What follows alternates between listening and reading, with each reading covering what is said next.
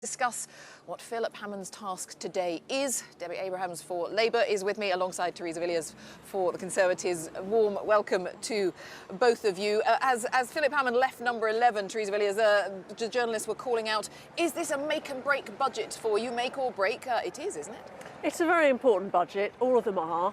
Philip faces a difficult task in that he needs to keep us on the path to deal with our debts, but also hopefully find investment for people's priorities. I'm sure that he's capable of delivering on that. Can he do that? Is there the scope for that with that backdrop of Brexit? We can't escape it.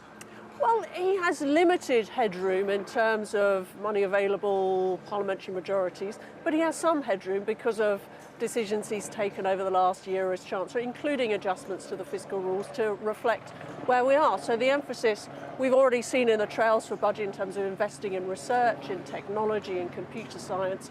All of this is about making us a competitive economy and seizing the opportunities, not just as a result of our leaving the European Union, but in terms of technology and the new digital economy.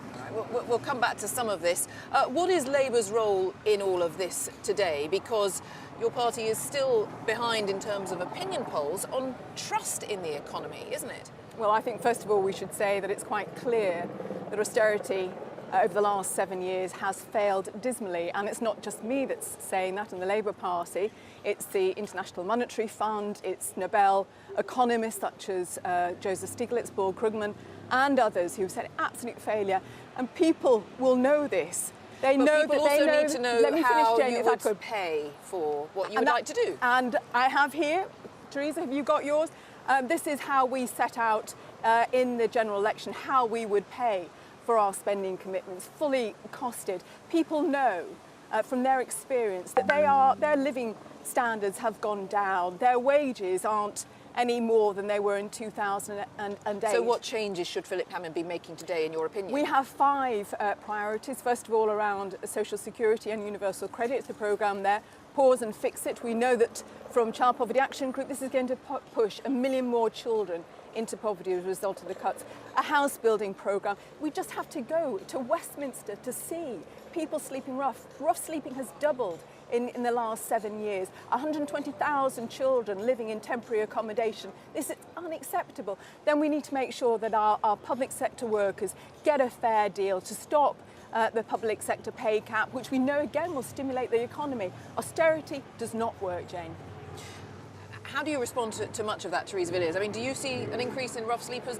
Do you feel embarrassed that that's happening while your party is in power? The government is absolutely determined to tackle this problem. We want to see a complete end to rough sleeping. We've got commitments in our manifesto. You have 7 years, it's got worse. We are working on this, but the trouble with Labour's plans is that they would inevitably involve a very big increase in taxation for ordinary working families. Rubbish. Where's yours? Where's yours, they would involve more borrowing.